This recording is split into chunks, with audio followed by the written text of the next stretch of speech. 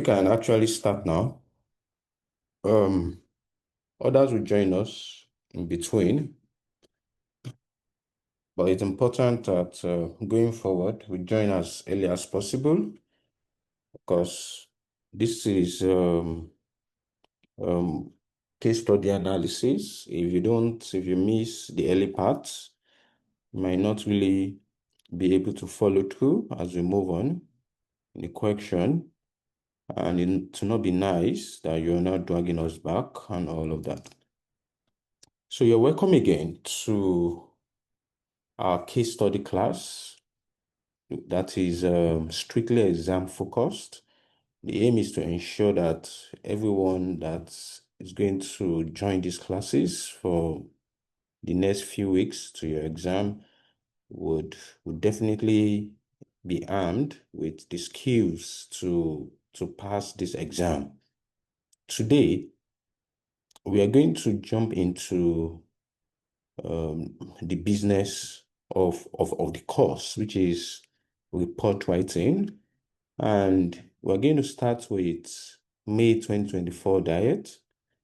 And as you can see in front of you, it's a 4 hours exam, including reading time. So usually the examiner would give us pre-scene analysis, and they have some instruction in front of it. And the whole of this instruction around is just saying that they will give you this. They're supposed to carry out some research on the industry as well as the data that will be given in this pre-scene. That's what this is saying. And they're also telling us that in assessing case study, that's what the examiner is looking at. They said 20% relates to your ability to assimilate and use information. I mean, demonstrating that you have read the pre-seen and the unseen, and you can show that in your report, gives you 20% of the marks. And your ability to structure problems and solution in your reports, in every aspect of your reports, identifying problem, preferring solutions, and also applying judgments from the data you are given, making judgments, advising them, knowing what to do. And also conclusions and recommendation is also key, multidisciplinary skills key, and also appendices also very important. And here below that, we're told that executive summary gives 20%.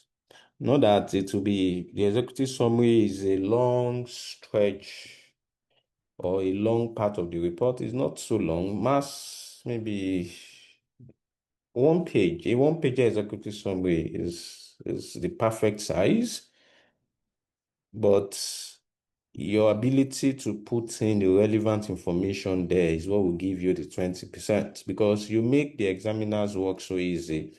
Because when your examiner reads your executive summary, you should have an idea of all these components we have here. You should have an idea. The examiner should be able to see that you have used the information they gave to you. The examiner should be able to see that you understand the problems and you have preferred solution.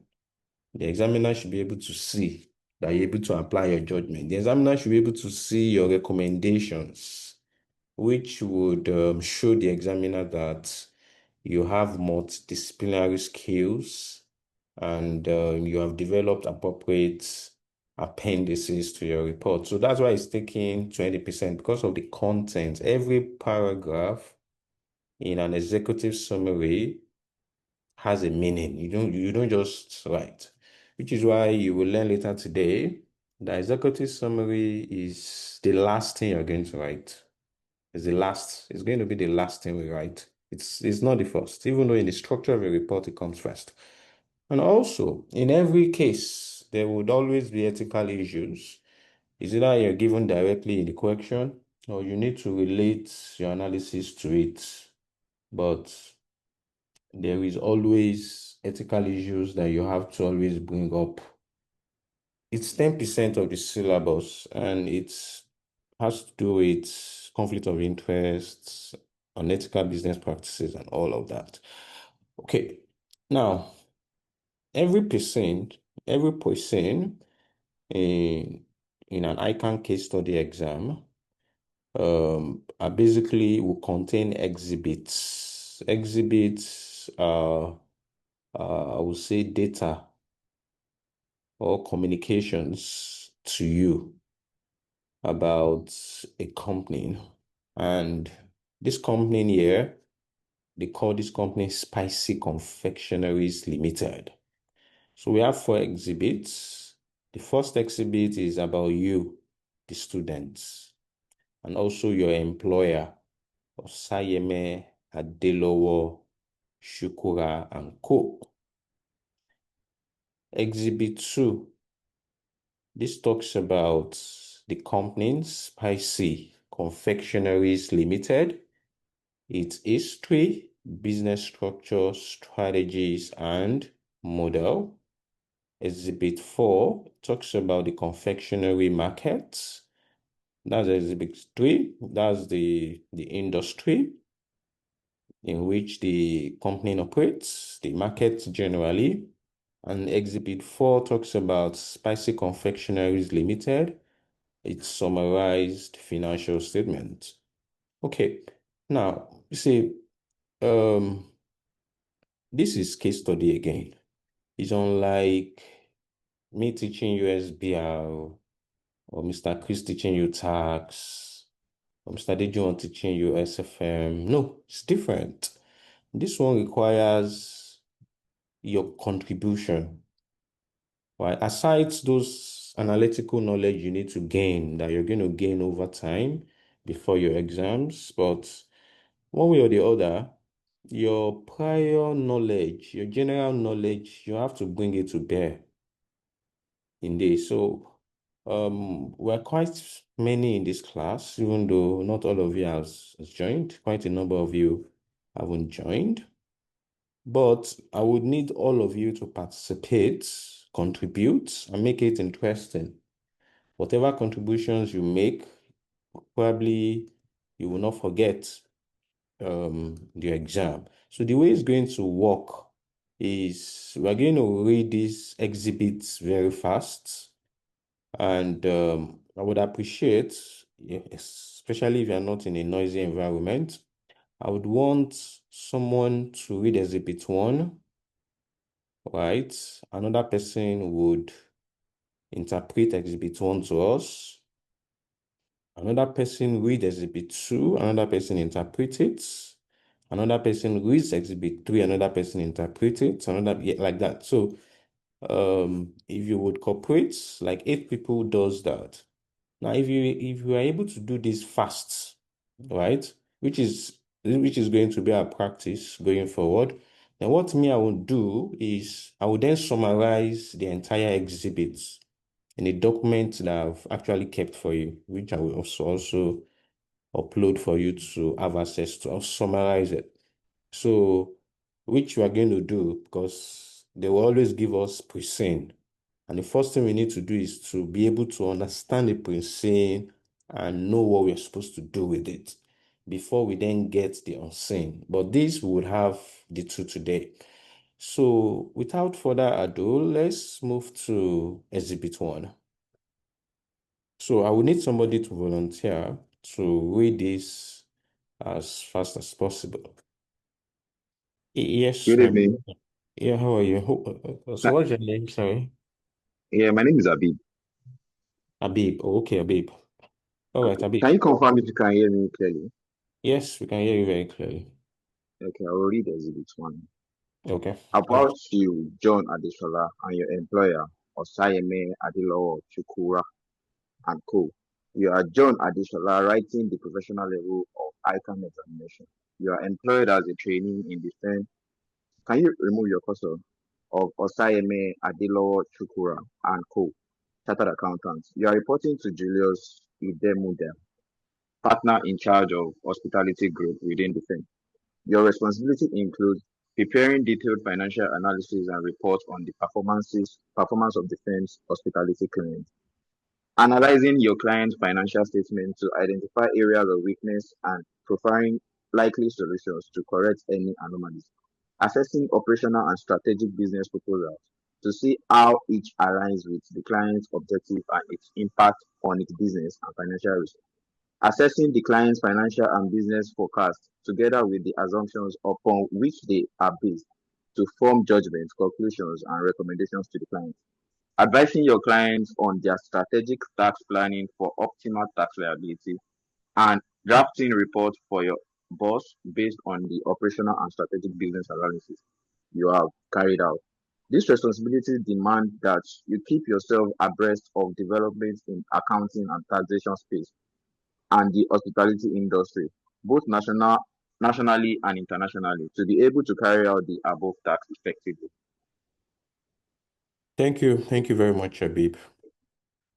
Thank you very much, Habib. So let me quickly speak to this. So this is how most exhibits would look like. Basically, it's just describing who you are as a person. This is generally what you do in the firm that you work with that's OAC and Co. So you do all this. You do financial analysis, you analyze financial statements, you appraise business proposals, and all this. You do tax planning. So this might not be what you might not do all of this for this particular company, but majorly these are your areas of strength. And I can't give you this every diet. Is there that this is what you do, this is what you do. That goes to show that whatever it is they are going to ask within any case study, exam, in any diet will not go beyond all of this. So majorly you would see as we solve two past questions, that's basically what we're going to be doing. So seldomly we might also talk about tax, but this diet, pre-seen and unseen, has nothing to do with tax. So tax is not really covered here per se, but most every other one is actually within the scope of this diet. So that's what basically this is looking at. So thank you, Femi. Yeah. So let's see another person for exhibit 2. Can you all hear me? Yes, we can hear you, Oluchi. Okay. I'll read exhibit 2. Okay. Spicy Confectionery Limited, history, business structure, strategies, and model. Spicy Confectionery Limited was formed in 2010. It manufactures and sells top quality confectionery for many years.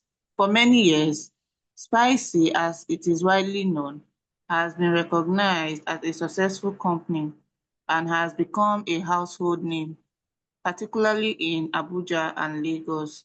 Its firm is built on the very high quality confectionery product. It sells through its own stores strategically located in both cities. Some of these stores are operated from buildings owned by Spicy, while the others are operating on leased properties.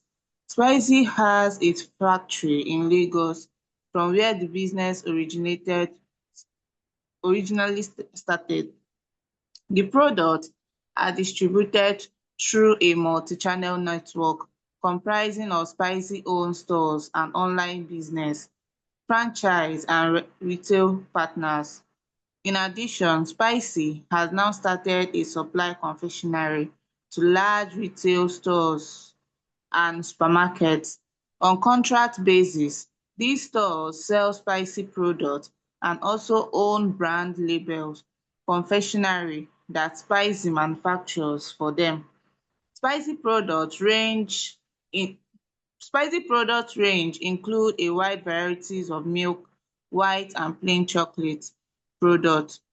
Previously, Spicy main sales had been from chocolate products, but now the company has expanded into producing other form of confectionery. which do not contain chocolate in any form, for example, cakes and other sweets in brackets candies. Spices customers continue to have strong regard for the quality of its product. Spices customers vary from individuals to corporate clients, which purchase spicy products to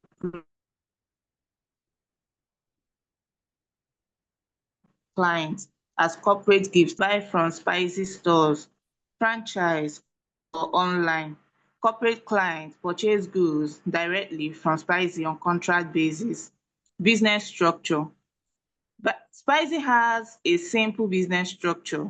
It has a headquarter, which include its management service function and two divisions, that is the customer sales and distribution, and manufacturing and supplies.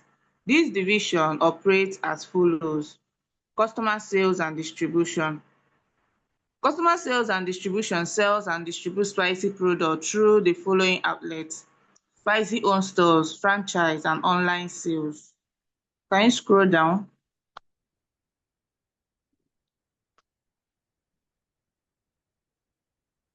Manufacturing and supplies. All purchasing of manufacturing supplies and the actual product manufacturing take place at the manufacturing and supplies division. The division then supplies dis product internally and externally as follows: internally to the CSD for its sales through its own stores, and externally to corporate clients and external stores, sorry, and external stores and supermarkets which sell Spicy products under Spicy brand name and also under the store's own special brand name. Both divisions are operated as investment centers with limited capital investment authority. For expenditure up to 10 million per annum, major capital investment above 10 million have to be authorized by headquarter. CSD does not allow any of its outlets to make any capital investment at all without its prior approval. Each of CSD store is regarded as profit center, including online sales, which is a single profit center in its own right. Brand development is carried out jointly by both divisions. Any brand development cost, such as promotion above 1 million, must be approved at head office. Spicy currently has 30 of its own stores and 20 franchises. It also has developed its own website. This has become very popular and has enabled Spicy business to. So please, can you scroll down? This has become very popular and has enabled Spicy business to grow. In addition, as e-business has become more popular, especially from the time of COVID-19, Spicy has been able to develop its online sales business and has introduced click and collect service using its stores and franchise stores as the collection point. Business growth strategy. Spicy current strategy to continue to achieve development and growth of its business are predicated on two strategic objectives, which are to: one, expand Spicy range of customers through the development of Spicy market and product through a wide variety of sales and distribution channel. The focus of this is on the delivery of products and customer demands where they are required and where they are wanted.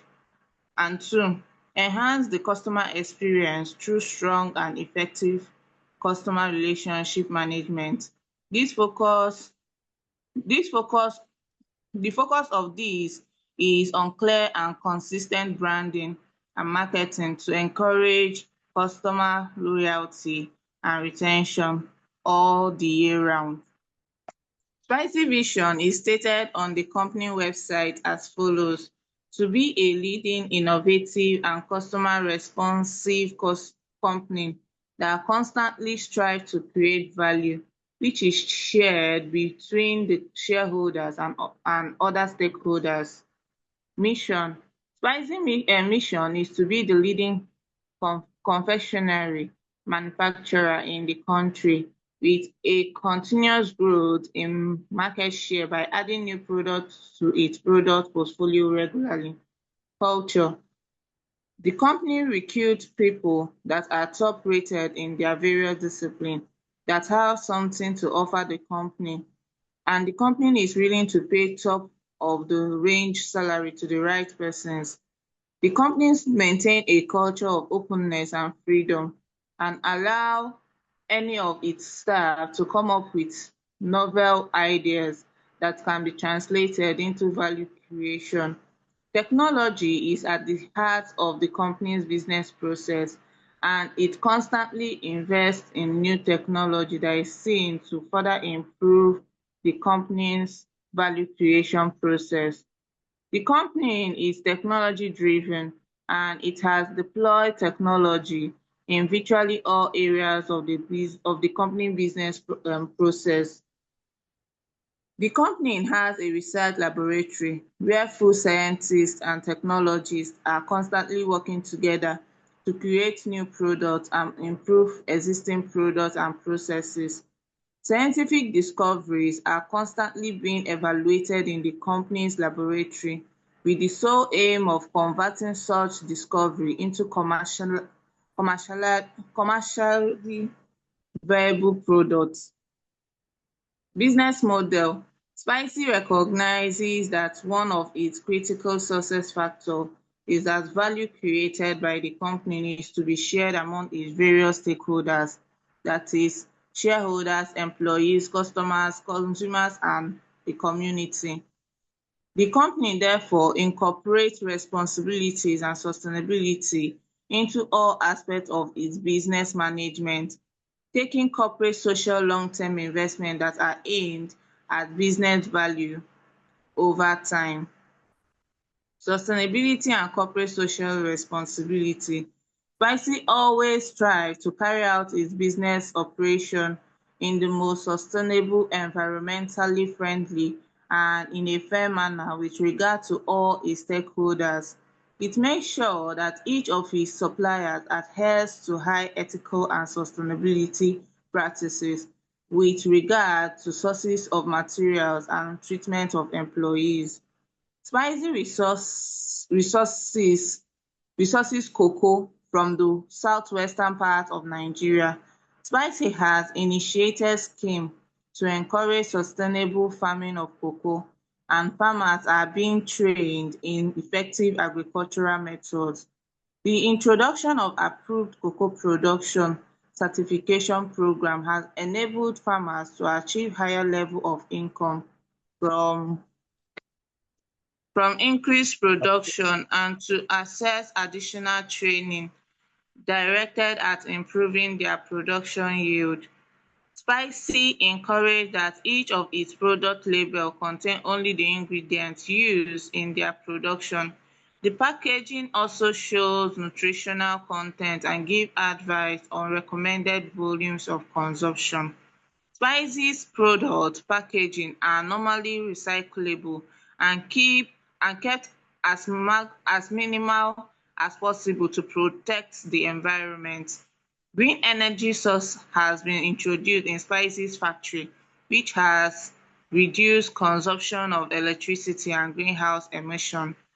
Spicy also introduced annual independent health and safety audit in its factory and retail outlets.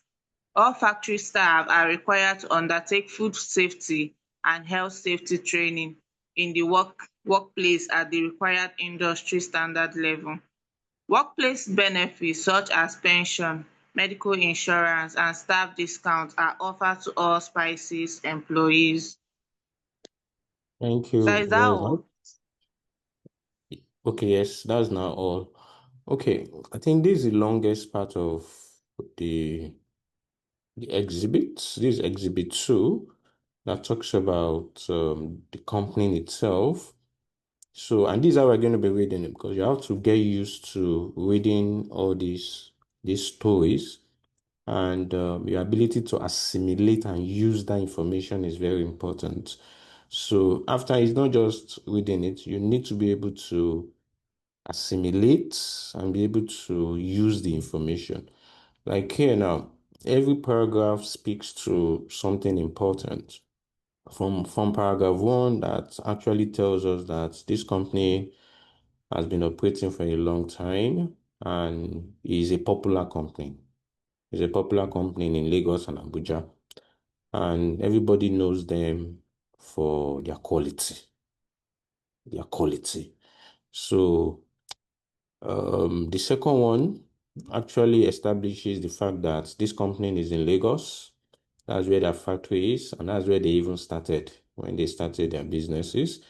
And they sell through a lot of retail outlets. They have retail, they sell through retail, they sell online. They even have their own store. They have franchises, they have retail partners, they sell in supermarkets, different channels like that with which they sell. So this is actually telling us about how they sell, their multi-channel network.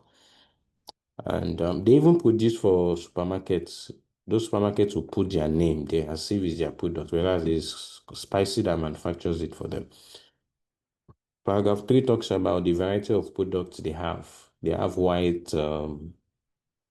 they have different brands of chocolate products from Milk White Plain.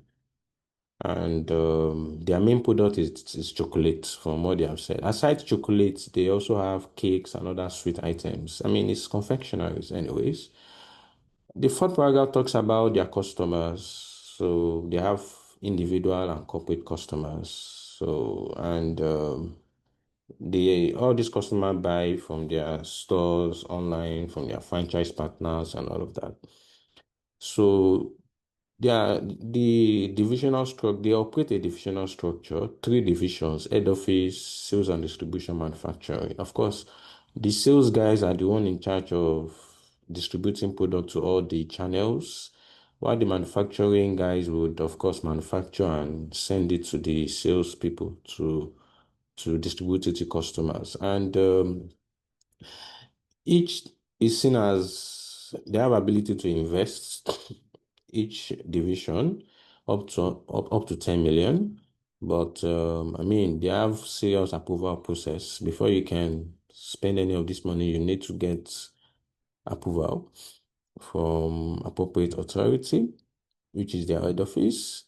Now, very importantly is their business growth strategy. So they want to grow, and their strategy is that they want to expand their channels.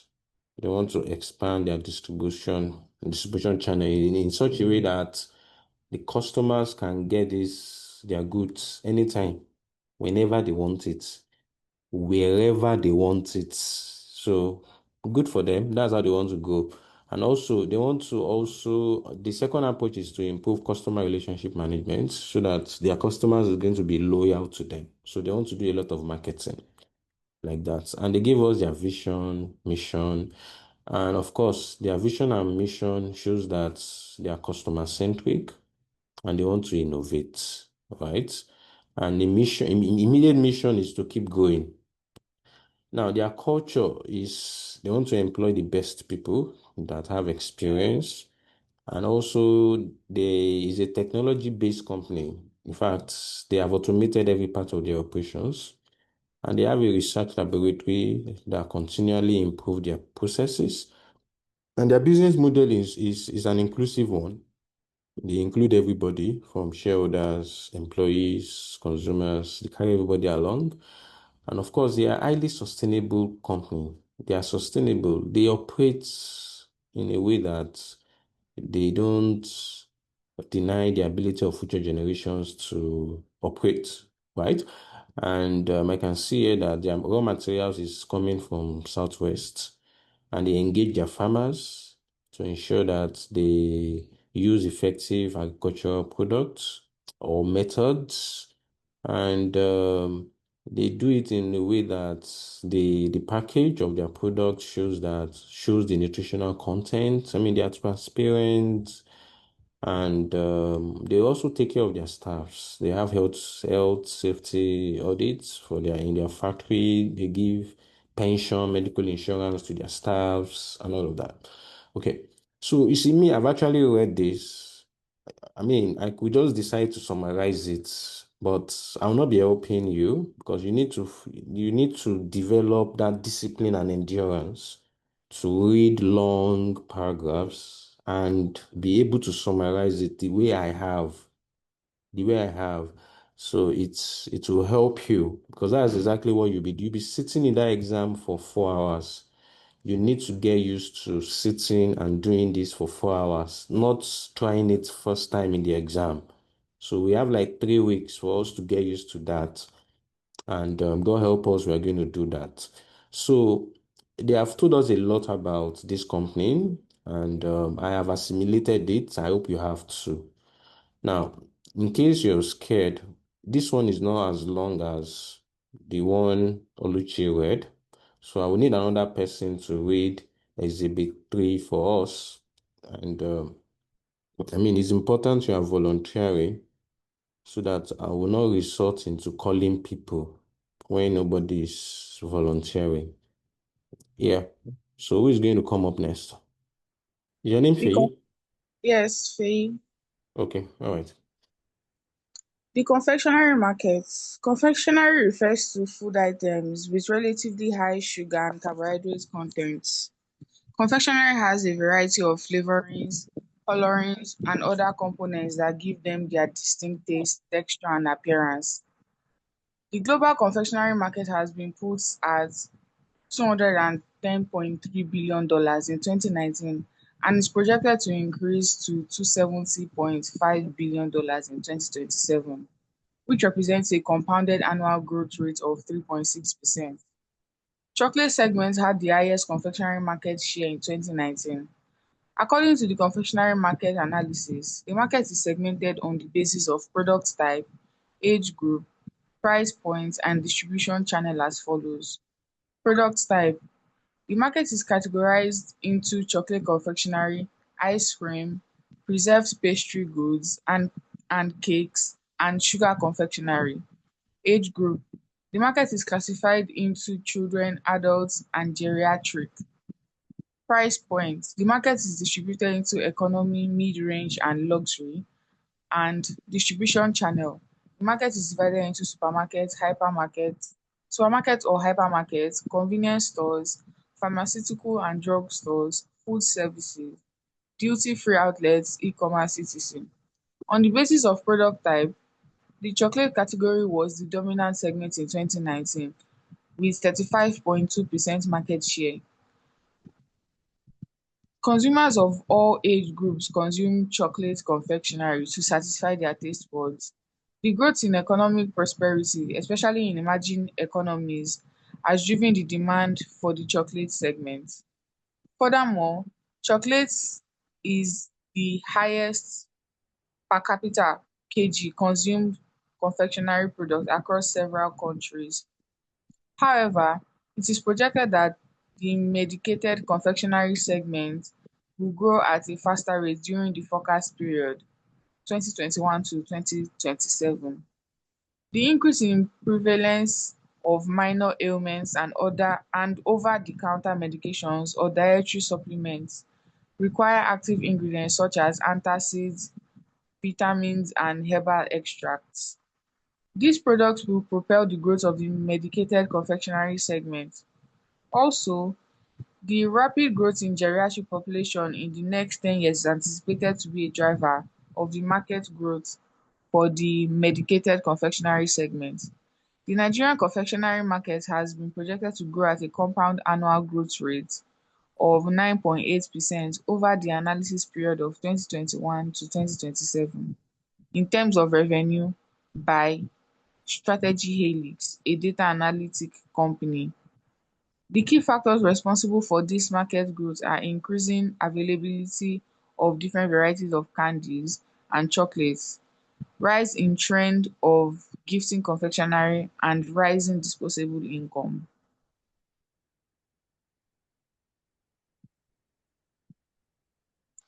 The Nigeria confectionery market is segmented on the basis of product and distribution channel as follows.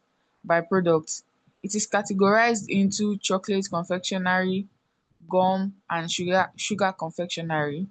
By distribution channel, the confectionery market is divided into hypermarkets and supermarkets, convenience stores, specialist retailers, online retailing, etc. The constantly evolving consumer habits, tastes, and preferences have led to innovation in the confectionery market, which is the driver of its market growth.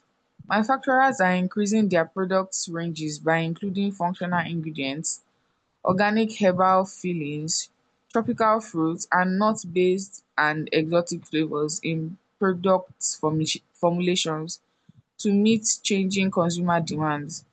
Furthermore, the trend of gifting confectionery products such as cookies, chocolates, bakery items, and others has also propelled market growth in recent years.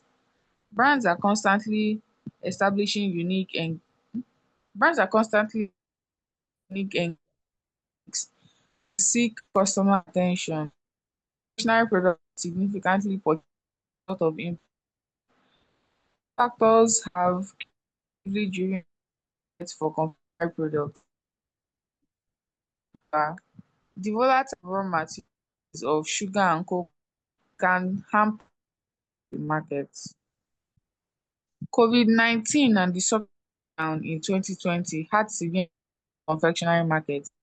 This impact has been felt from two dimensions as follows: differential impact on raw material supply, agricultural food ingredients and intermediates, trade and logistics, demand supply volatility, certain cost and the workforce at industrial level, sales decline as a result of an impulse buying from consumers across the globe. Okay, thank you very much, Faye. So this is talking about the industry, and as you can see, the market valuation is globally is 210 billion, and in the next 8 years, it will increase to 270 billion, reflecting a CAGR of 3.6%, which is compounded annual growth rate. And the dominant segment is chocolate. And this is how the market is analyzed or segmented into product type, age group, price point, and distribution channels. And also, also globally, chocolate has the dominant market share of 35.2%, right? And however, medicated confectionery will go because people are starting to be health conscious, and this is more healthy for people, so it's projected to grow. And because of rapid growth in geriatric population in the next 10 years, so that's an area that they might likely be looking at. In Nigeria, the annual growth rate of this market is 9.8%. So that means globally it's 3.6% annual growth rate. Nigeria is even much more, is 9.8%, according to data by Strategically's company, a data analytic company. And also the products or the confectionery market is segmented by product and distribution channels as well. And some of the factors, they gave us some of the factors that is contributing to this growth, from the fact that there is this taste, the consumers are doing impulse buying, and also gifting of confectionery products, and Also, a lot of consumers are just interested in this, and a lot of other ones that's actually stated here. And also, the downside in this market is raw materials. To get raw material like sugar and cocoa is the prices is very volatile. It goes up and down. And COVID-19 that happened in 2020 also affected this ability to source raw materials, resulting in decline in sales as well, because the impulse buying, gifting, and all of that among consumers reduced. Okay, so and finally, they gave us the financial statement of this company for 2 years, 2021 and 2022. And also, we're given the statement of financial position for these two companies. Okay, so this is the pre-sale analysis that they will give to us first. And it's not just about reading it and reiterating what the examiner have actually mentioned. Is you're supposed to be able to extract some data in this question, research on it, look at the company in question. You should be able to look at their operations right now and their strategies and their strategic decision, the strategic decision they want to make. You would use some models. You look at the relevant models that you can use to analyze that and see whether their strategic this strategic decision actually aligns with their strategic objective as an organization. Beyond that, you also they give us information around industry. Of course, from here we can see that this industry is a growing one. Even in Nigeria, the growth is even much more. And we can see the opportunities in terms of the medicated new product line as a result of the growth in a new set of population that would need this product line. And they also give us information around risk in terms of ability to source raw materials, because raw materials pricings are volatile and all of that. So you would use a lot of those data to you put it into some models and be able to make some decisions. And also they give us their financials, and majorly for 2 years. So we'll carry out some trend analysis and also ratio analysis on all of this and be able to make decision. Now, if I hadn't seen the present, the first thing I will have given to you is for me to summarize the data and give us an idea of what the unseen will look like. And this is summary I will have given you. I will have given you the background and overview of this company. And I can see that Spicy is a medium-sized indigenous Nigerian company. They are into production and marketing of chocolate confectionaries products. And their mission emphasizes high quality and affordable products, sustainability in production and sourcing, continuous value curation for stakeholders. The company was founded over a decade ago, and Spicy has developed strong domestic presence with products that appeal to Nigerian mass markets. Their brand identity is proudly Nigerian quality chocolate for everyone, and it reflects its commitment to local production and community development. So that's what I can see from the whole company. And of course, I summarize their vision, mission, and also their core value. So their vision was to be a leading brand, recognized for quality and availability, as we have read up there.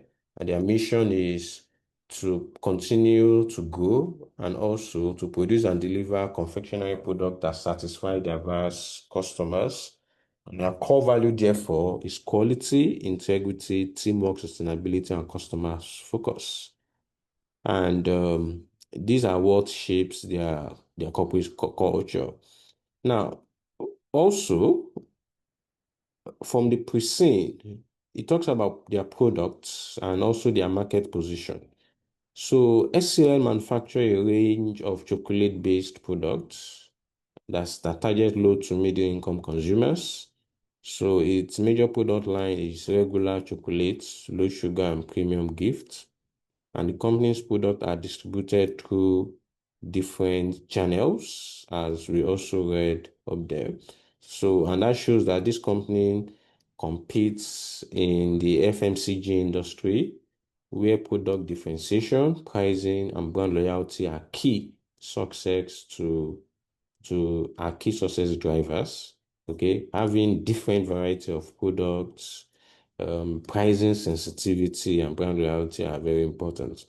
And the way the company is organized, their structure, as we read up is they are into manufacturing and customer and sales division. I think I already explained that. And that also shows, we also saw that is highly, their corporate governance is in such that the division cannot spend any money unless it is approved by the head office. And also, I talk about the industry and operating environment. So we can see that their demand is rising. I mean, globally, the CAGR is 3.6%. In Nigeria, is 9.8%. So we can see there's a growing health consciousness and preference for low sugar option. Competition, of course, will increase, and exposure to economic volatility, including inflation and foreign exchange risk. So in this industry, they need government policies to help them in order for them to grow, and the ability to also source raw materials easily because of the volatility of raw material prices. And also, the operational challenges from the pre-scene is the supply chain, the ability to source raw materials, and also inflation and increasing input costs.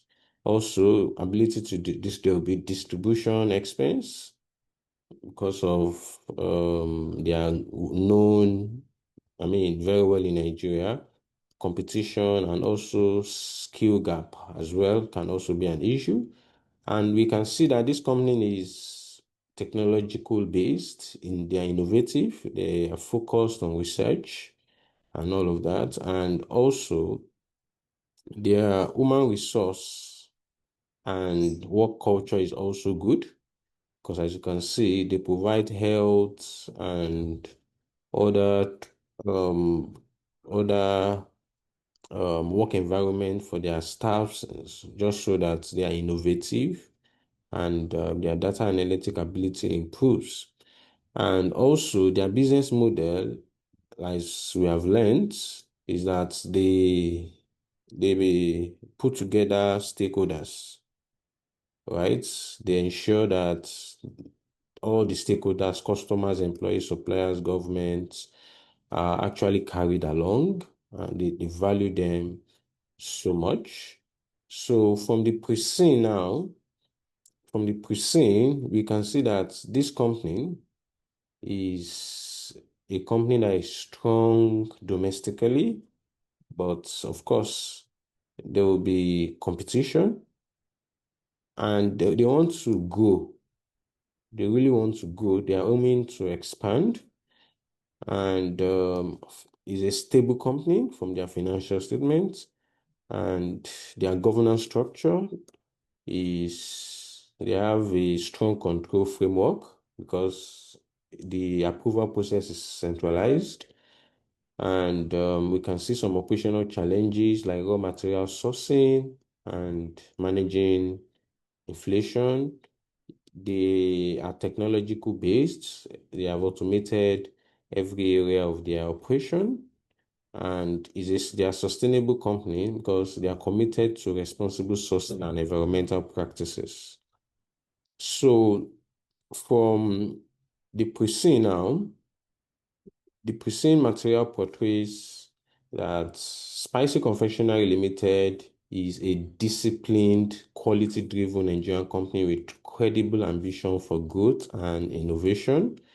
So their ability to move up into the next step will depend on how innovative they have and their financial culture in terms of how they are able to manage their costs. And also, they need to really work on supply chain resilience so that the volatility in raw materials will not impact them. And they need to maintain governance integrity during expansion. So I'm projecting that from this present, the questions you would find in the unseen will ask you to evaluate financial viability using ratios, cost benefit, and investment. We'll do some investment appraisal. And also, because they want to grow, I believe that the unseen will talk about you to interpret some strategic decision that they might want to make. Maybe they might want to acquire a product, or I said a product, a company, or they might want to just launch a new product.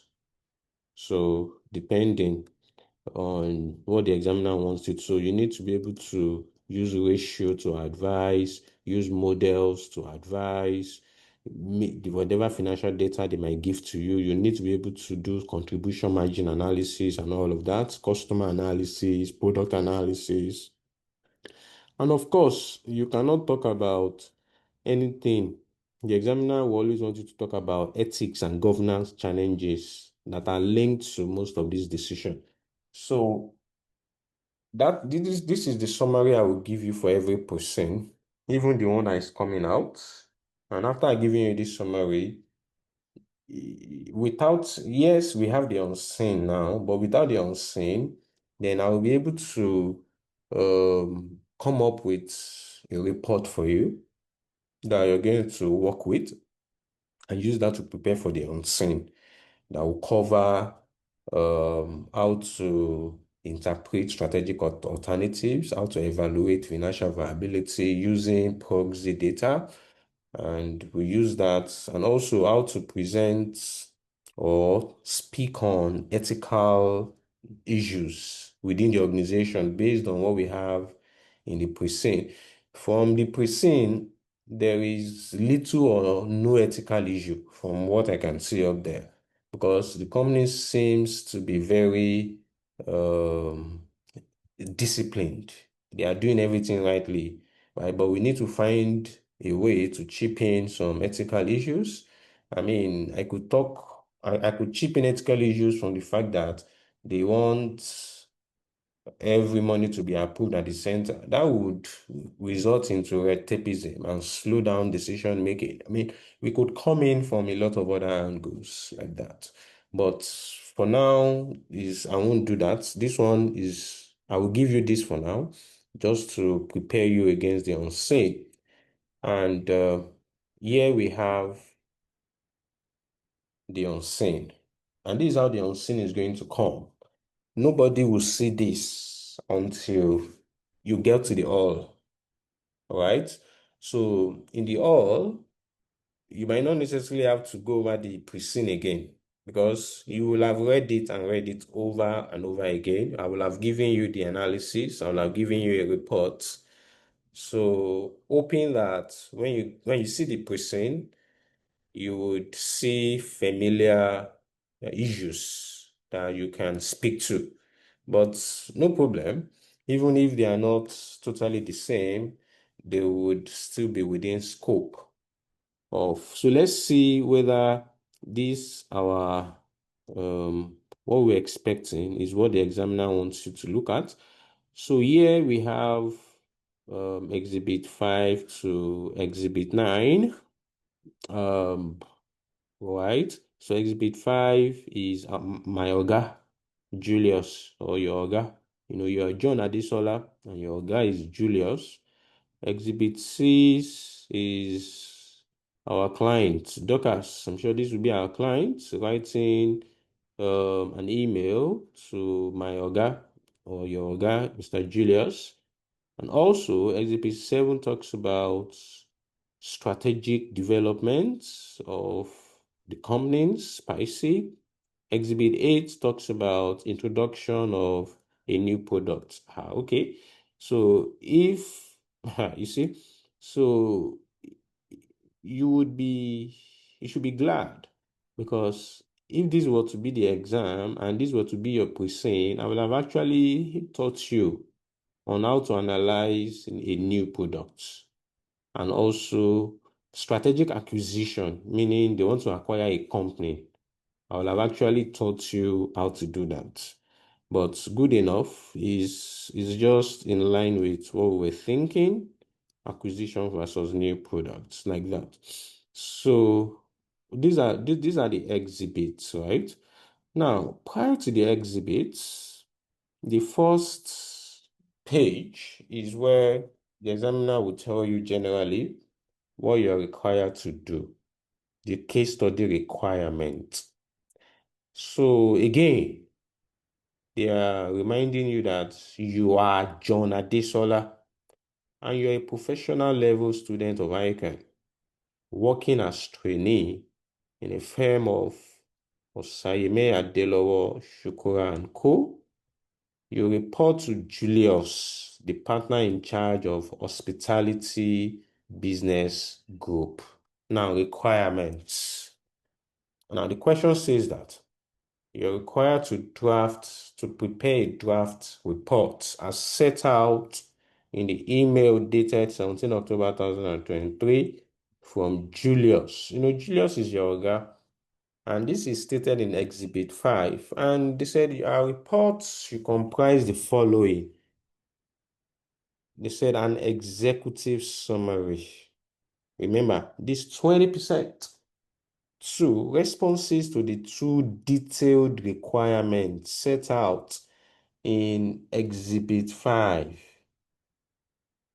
Exhibit 5, including appropriate appendices. State clearly any assumptions you have made. All workings should be attached to your answer. Okay. Now, the following time allocation is suggested. Reading and planning. So the examiner says you have 1 hour to read and plan your answer.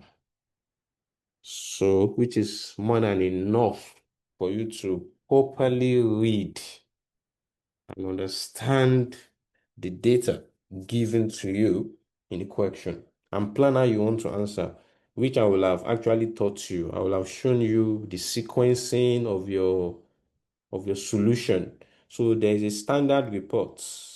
There is a way we present reports, but practically speaking in the exam, there's a way you can present it in the exam, because there's no practical way for you to write an executive summary prior to analyzing and your findings. It's not possible. So, or even prior to your conclusion and recommendations, because the executive summary is what will captivate the examiner. You're actually going to write that last. So they say that you're also going to perform calculations and financial analysis for another 1 hour. And this is where your appendices come. So basically, in the exam, the first thing you do is appendices in your exam. And of course, as you can see, appendices gives you 10 marks in the exam, which is material, right? And finally, is then go ahead and draft your report, right? Draft your report. So, and your report, like they have told us in the pre-scene, the examiner will judge you from how you use the information, how you present solution, judgment you have used or you have made, because they won't just give you mark by repeating what is in the case. You are just stating again what they have said. You are not implying anything from what they have said. You are just writing, giving the examiner back what is in they'll give you 0 for judgment. 0 for judgment. And judgment is 20%. And of course, conclusions, recommendations, you need to be an expert in all of that. Now, without repeating what we have mentioned before, now let's go to reading all these exhibits. Now, the most important part of it is exhibit 5, because that is where they would ask you, that's where the requirement is. So I would like to read this myself. So this is an email from your boss, Julius, to you. So it's a memo. That's why you see it from sent to then the subject. They said that as part of Spice's strategic objective, it plans to expand its operations to South-South. Remember, this company is in Southwest, Lagos, and Abuja, right? Before, from the pre-scene. Now, they want to expand to South-South. As a result, the company has identified 2 companies, Eat Right and Smoothie Chocolate, in Port Harcourt for possible acquisition. Okay, so they want to buy 2 companies for their strategic objective, to meet their strategic objective, which is to expand. So Spicy will want us to evaluate the 2022 financials of the 2 companies. The company also plans to introduce a new product. So in addition to buying any of these 2 companies, they want to introduce new products, which is called diabetic chocolates, into the markets during the coming year. So, I will have told you, because from the pre-scene, they already told us that there's a new industry, medicated confectionery. So I'm not surprised that they are telling us that the company wants to introduce a new product. Of course, we can guess from the pre-scene that they would introduce a new product just to key into that medicated confectionery market. So I think that's a response to that. This diabetic chocolate. And their CFO, Dorcas, he has provided some financial data in respect of this product in Exhibit 8. Yeah, we'll see it. Now, they said the board of Spicy, as usual, is asking for our evaluation of the viability or otherwise of introducing this product into the market based on financial numbers. Furthermore, the board of Spicy would want us to evaluate to which extent Spicy's sales development strategies could assist in achieving its 2 strategic objectives using Ansoff product market matrix. Bam. So now, this diet has actually specified the model you're supposed to use. So their strategic objective is to expand. They want to expand by acquiring and also by introducing new products. That's their strategic objective. So now the examiner wants you to use, now this is so specific, which is good and not good.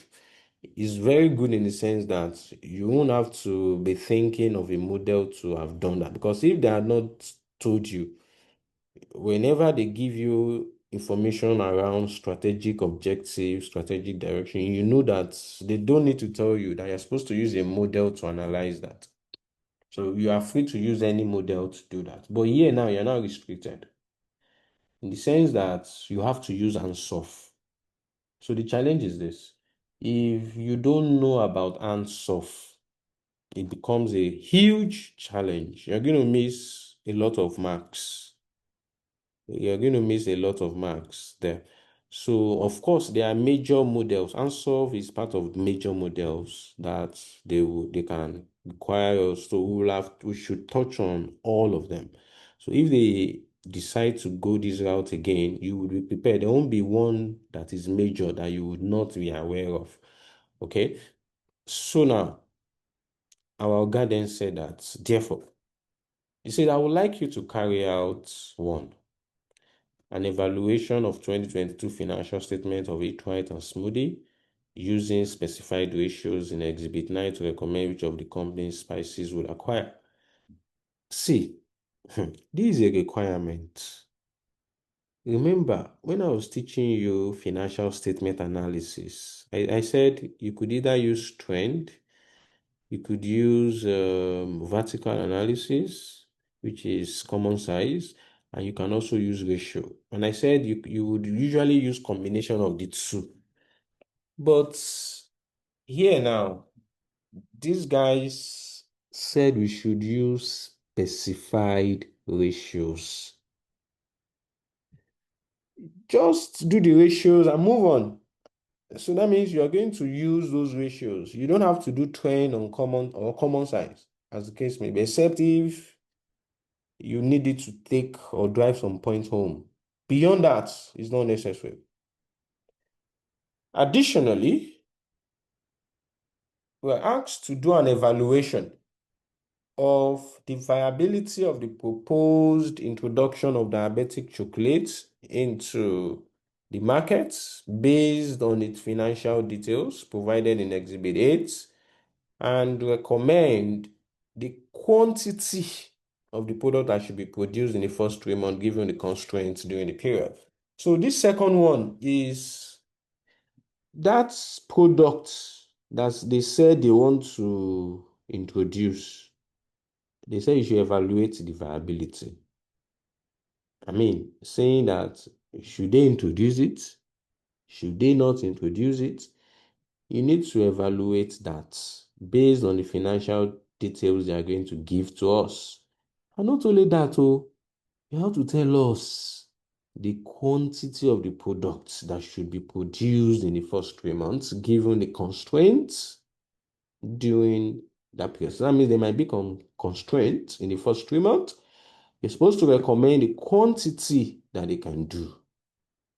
And thirdly, they said using Ansoff products market growth matrix means this is so specific. They said evaluate the extent to which spices sales development strategies could assist in achieving the two strategic objectives, which is buy either of two companies, introduce new market into new products into the market. So you need to align that strategic objectives. You need to align it with their sales development strategies that we're going to read later on. The guy said that I attach here with Exhibit 9 to 11 to assist you. You can find additional information in the file we maintain for Spicy Confectionaries Limited. They said, please draft for my review a report to be submitted to the board of Spicy Confectionaries Limited. They said your report should comprise evaluation of 2022 financial statement of Eatwhite and Smoothie Chocolate using specified ratios to recommend which of the company's spices should acquire. And 2, an evaluation of the viability of the proposed introduction of diabetic chocolate in the market based on its financial details and recommend the quantity. Okay, I'm just repeating what we have read before. And using Ansoff to evaluate the extent to which. Okay, they're just trying to be clear on what you're supposed to do.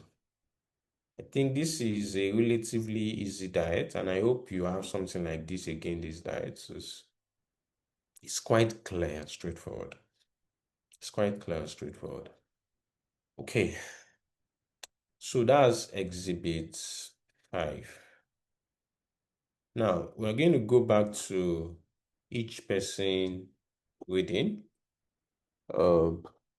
So this is not calculation. We are still in the part of reading. So go ahead, please. Okay.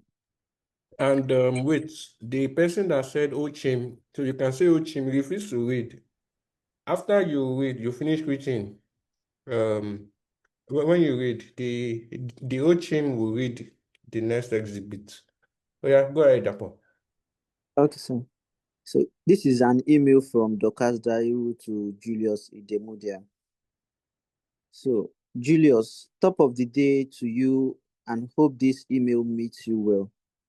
In line with our strategic objective of expanding our operations to the South-South regional part of Nigeria, we have identified two companies for possible acquisition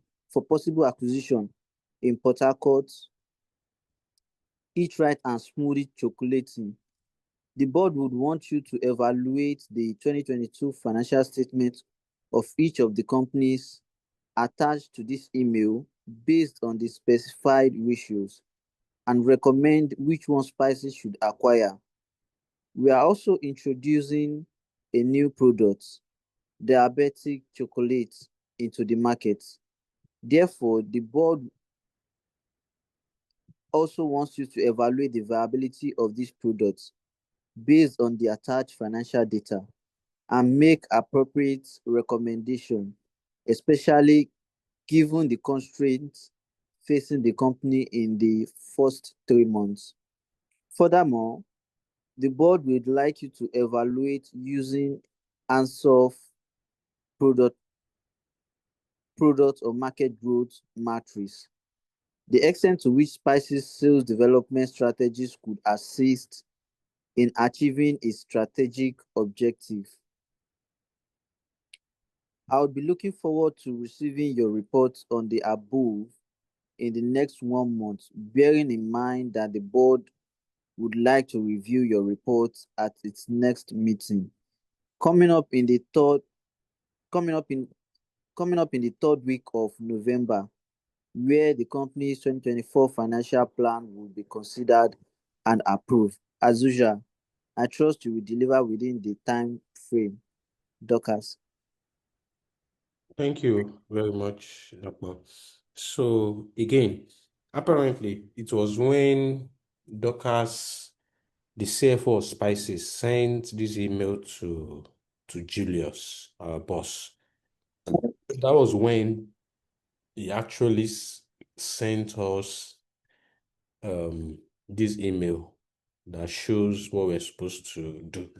So, and as you can see, this confirms that is the client that actually told Julius that they are planning to buy any of these two companies, Eat Right and Smoothie. And he also told Julius that they should use certain ratios that they have specified to analyze their 2022 financial statement of those two companies. And he also told Julius about the new product, diabetic chocolate, that they want to move into. And they also told Julius that the company is facing some constraints in the first 3 months. And also, he also told Julius that he should use Ansoff growth matrix to see to which extent their sales development strategies will achieve their two strategic objectives. And the last paragraph shows how urgent they need it. And they need it in the third week of November. So it's really urgent. And they believe that we're going to deliver as expected. Okay. So this is just like a repetition. Now let's now read their sales strategic, their sales development strategies. Oh yeah, Ochim, your turn. Exhibit 7. Spices strategic development. In order to achieve its strategic objectives, Spices decided to expand its online channel to increase its sales to corporate clients and external retail store and supermarkets. These sales outlets yield a higher margin than the achieved through sales in Spice's own stores. The board also intends to acquire a chain store in Port Harcourt to expand its business in South Nigeria. Spicy will continue to develop through the deliveries of its two strategic objectives, as previously stated. To ensure the continued growth of the business, the two strategic objectives are expand spicy range of customers through the development of spicy markets and product via a wide variety of sales and distribution channel. The focus of this is on delivery of products the customers demand, where they are required and when they are needed, and enhance the customer experience through the strong and effective customer relationship management. The focus of this is on clear and consistent branding and marketing of encourage customer loyalty and retention all year round. Spicy sales development strategies.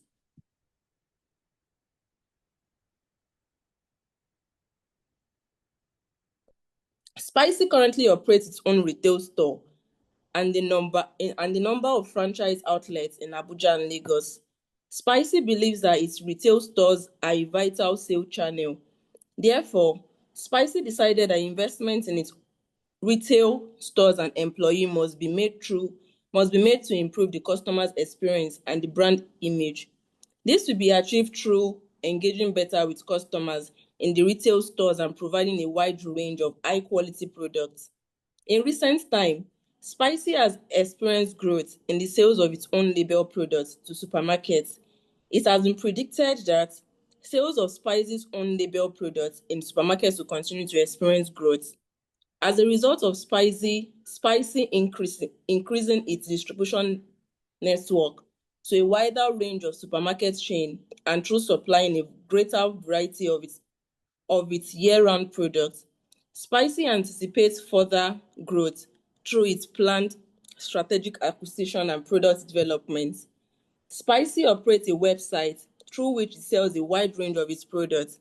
This has proved to be a very successful sales channel since the emergence of COVID-19. Spicy therefore plans to develop its e-business sales channel, and it is considering using the website to sell an even wider product range, including gift hampers. Spicy customer relationship management. Customer retention and loyalty are critical to Spicy's achievement of its strategic objectives. The board recognizes that one of the most important determinants of its future anticipated growth is encouraging customers to buy more frequently and to buy its products all year round. It believes that the best way to achieve this is through strong and effective customer relationship management, CRM, as it has set out in its second strategic objective. Spicy considers that a key factor in building and managing strong customer relationship will be the continued development and the use of Spicy's website. Spicy strongly believes that e-business will be a key feature of strengthening and building strong customer relationship, ensuring customers' loyalty and retention, and strengthening its reputation as an all-year-round confectionery retailer.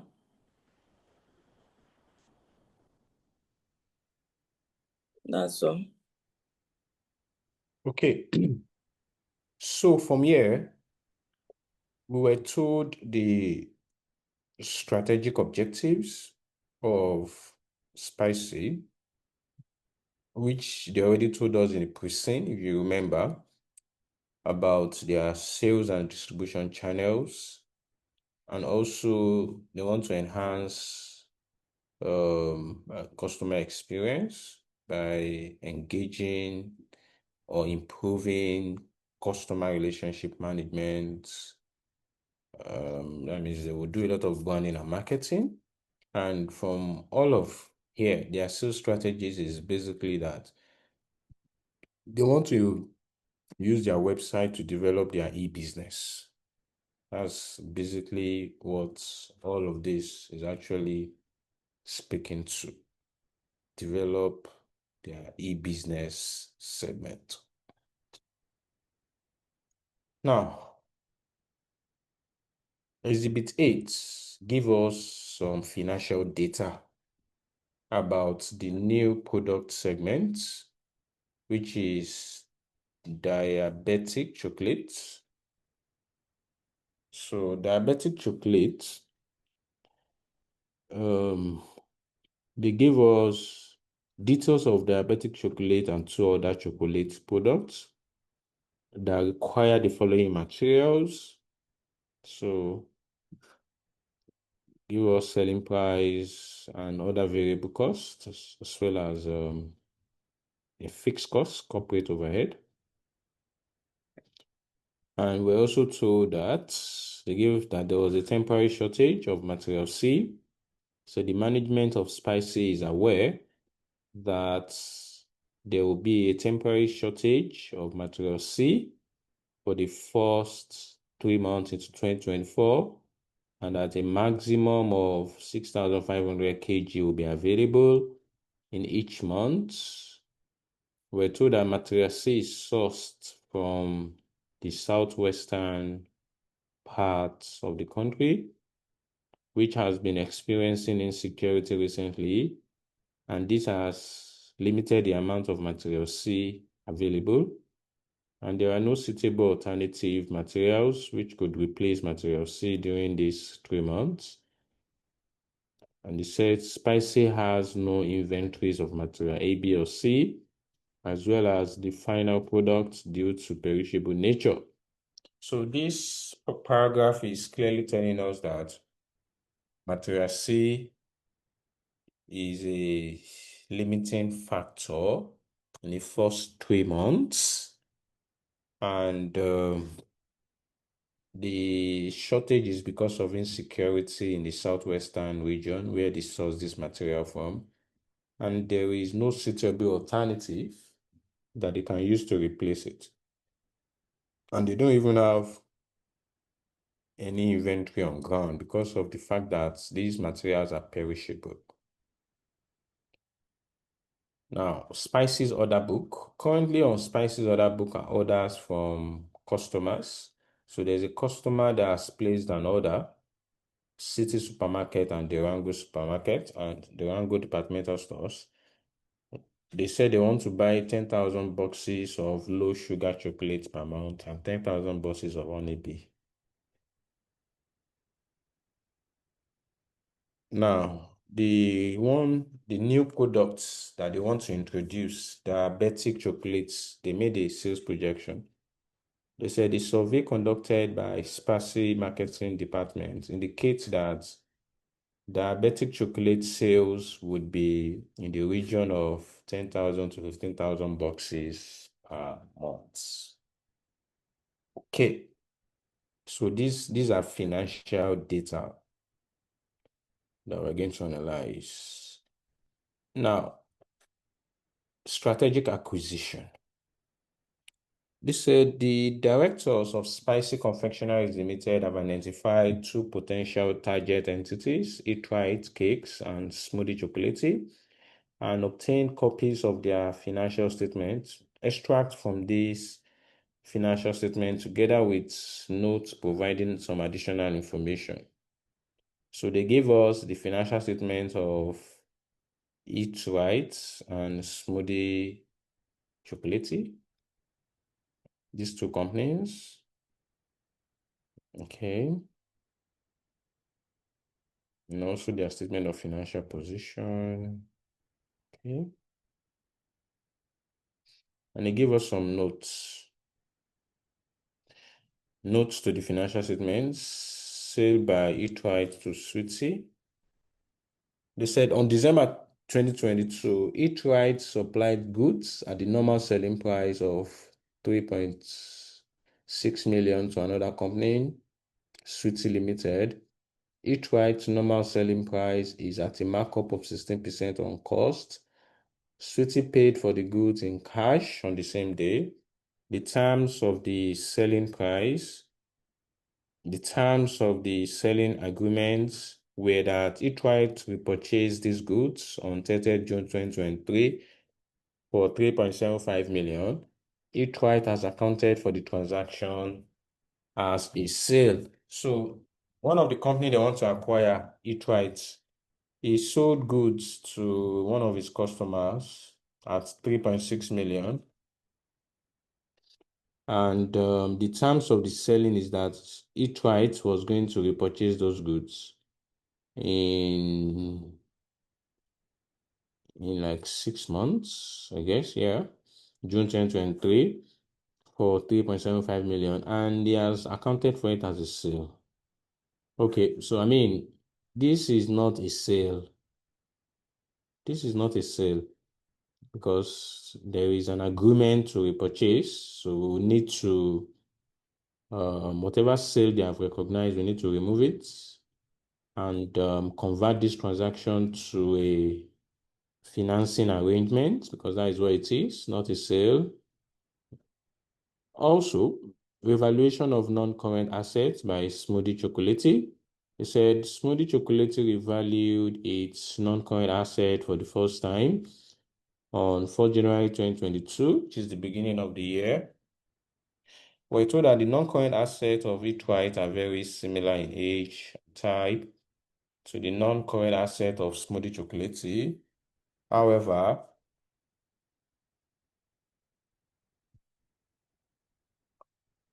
Eatright has a policy of maintaining all its non-current assets at depreciated historical cost.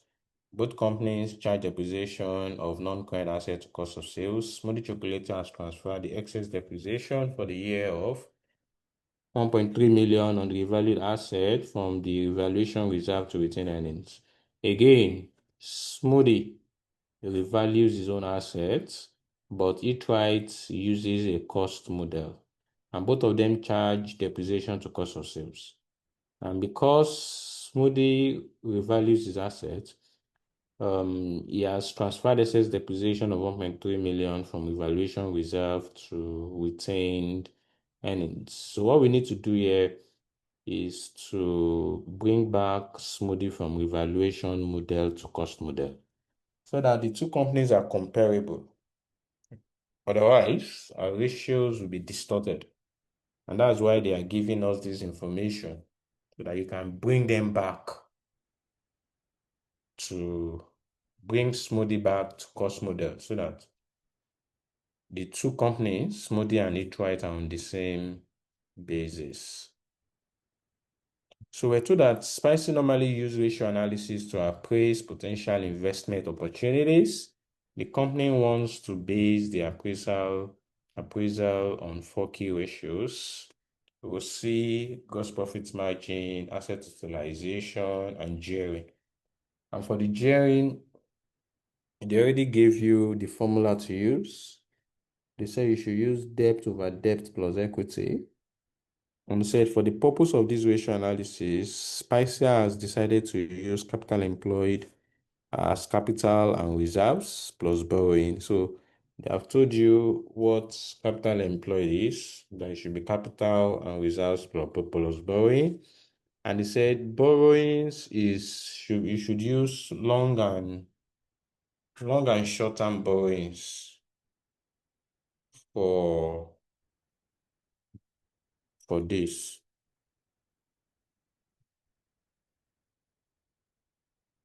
So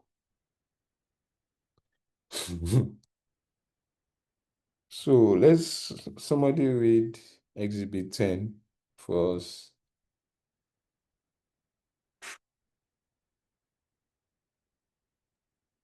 Okay, sir. Let All me do right, that.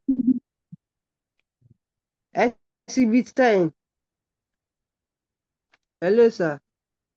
Okay, all right. Please read Exhibit 10. Exhibit 10.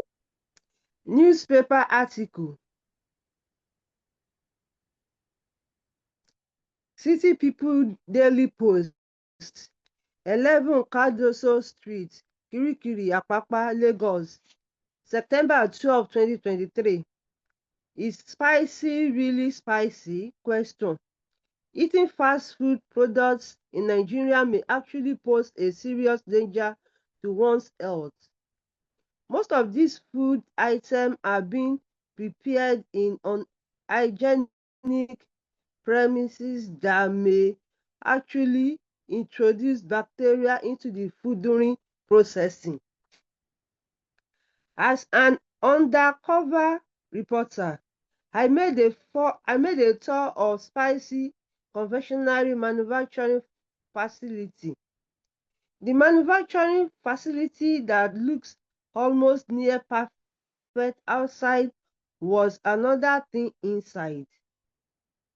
There were many garbage cans very close to the mixing room that also odor around the factory.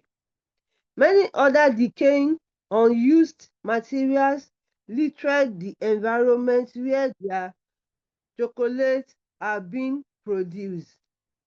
I think our food control agency, including the sanitation section of the state ministry of health, to make it a duty to visit these fast food companies unannounced regularly to avoid unnecessary outbreak of disease in the state.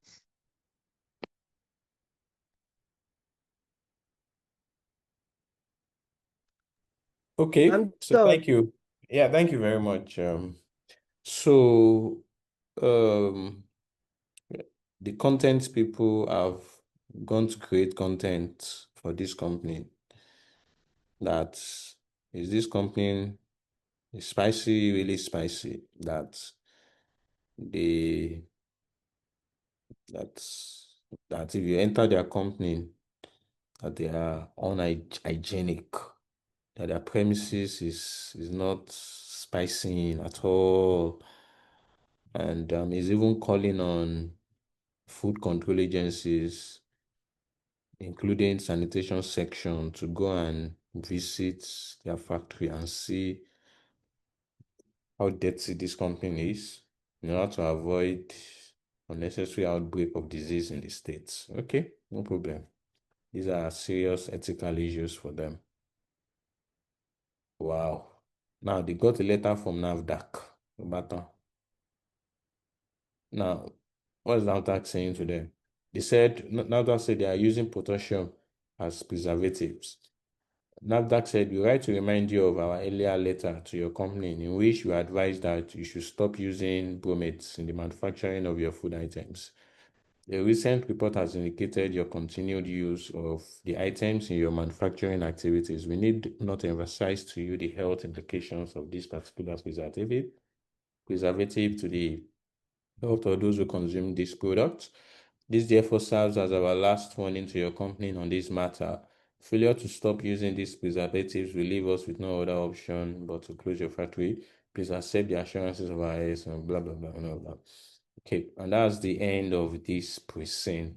So good thing is this, Exhibit 10 and Exhibit 11 will help you build up your ethical issue parts, which is 10%. So you see how I'm going to help you build it up. So, students, this is how the pre-scene will look like. Without wasting your time, let me go straight to how you're going to answer this. Now, let me summarize it first for you. Let me summarize it for you.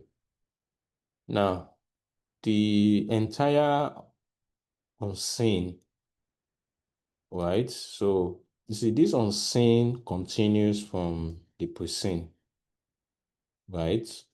And clearly, this company seeks to expand operations and diversify its product range. That's very clear from the email of what was her name again? The email Dorcas sent to Idemudia. It's clear there that they want to expand their operations. So you, as John Adesola, a trainee at OAC and Co., as instructed by your Oga, the partner in charge of hospitality, now they have been asked to prepare a professional report for Spices Board. Now, the unseen, you see that it's provided us with 7 new exhibits which contains emails, financial data, external communications that is forming the basis of two main analytical tasks and one strategic evaluation. Now, from the Exhibit 5, you need to see that what the examiner wants you to do is in three things they want us to do that would contain the main requirement of our report. One is financial evaluation for acquisition. So remember that they said they want to buy, they are looking at acquiring Eat Right Cakes and Smoothie. So, and we're supposed to evaluate using ratios, and they told us the specific ratios.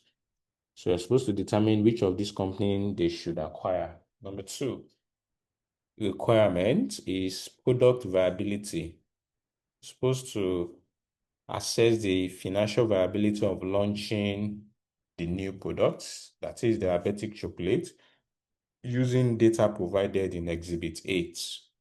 I was supposed to recommend the optimal production quantity. You will remember the question wants us to advise the maximum quantity of that product, diabetic chocolate, they can produce during the temporary material constraint period, which is the first 3 months in 2024. And thirdly, they want us to do a strategic analysis using Ansoff matrix.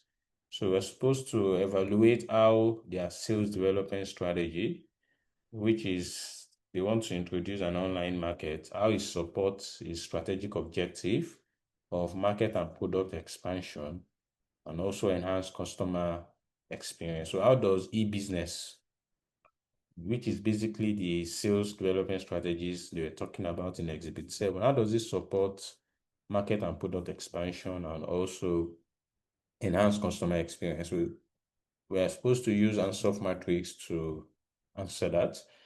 And I also helped to summarize, I did a summary of each of the exhibits for you. And the email from our boss confirms Spice's expansion plan into South-South, if you remember. They give us notes to the 2 potential acquisition targets, Eat Right and Smoothie. Requested for financial analysis of the 2 companies using 4 ratios. And they also referred us to Exhibit 8 and also Exhibit 9 that talks about the new products and their financial data for the strategic acquisition, and also instructed us that we should use Ansoff matrix. So the purpose of Exhibit 5 is to define the task that would form the basis of the unseen report. Exhibit 6 is the email from the CFO of Spicy. And like I mentioned, the email reiterated the company's strategies, which is to expand into South-South and also launch a new product. And also, it provided confirmation that the financial statement for both companies are attached. And also, it requested for evaluation of the product viability and output recommendation given the temporary shortage. And also, it also highlighted the urgency that the board needs the report in November. So this Exhibit 6 majorly reinforces the urgency and that they are expecting a professional report from us within 1 month. So don't submit empty sheet to the examiner and tell them we'll come back in 1 month. No, this is just for context. So Exhibit 7, this is where they talks about the strategic development and sales strategies. And the strategic objectives is the 2 that they told us. They want to expand their customer base, their product base, and also enhance customer experience.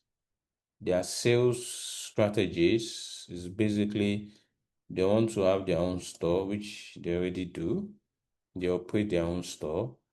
They want to invest further in stores and employees to improve brand image. They want to increase sales in supermarkets and expect further growth via a wider distribution network. And of course, they want to operate an e-commerce platform, which became successful after COVID-19, and they plan to expand their online offering to include gift hampers. Now, their strategic direction is to expand through acquisition and also reinforcement of digital channels and customer loyalty. So this Exhibit 7 gave us the strategic context for applying Ansoff product or market growth matrix in the unseen.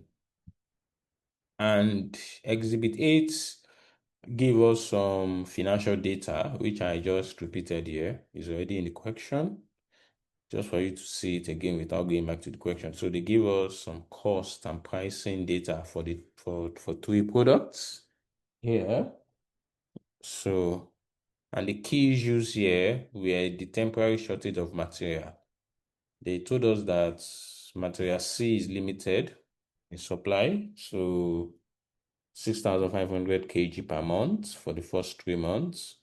And the funny thing is that there is no substitutes, and they don't even have inventory because those products are perishable.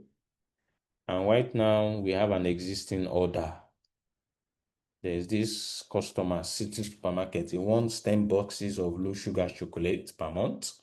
And there's Durango. He also wants 10,000 boxes of Honeybee. And they give us some projections of the new products that we want to produce, which is 10,000 to 15,000 boxes per month.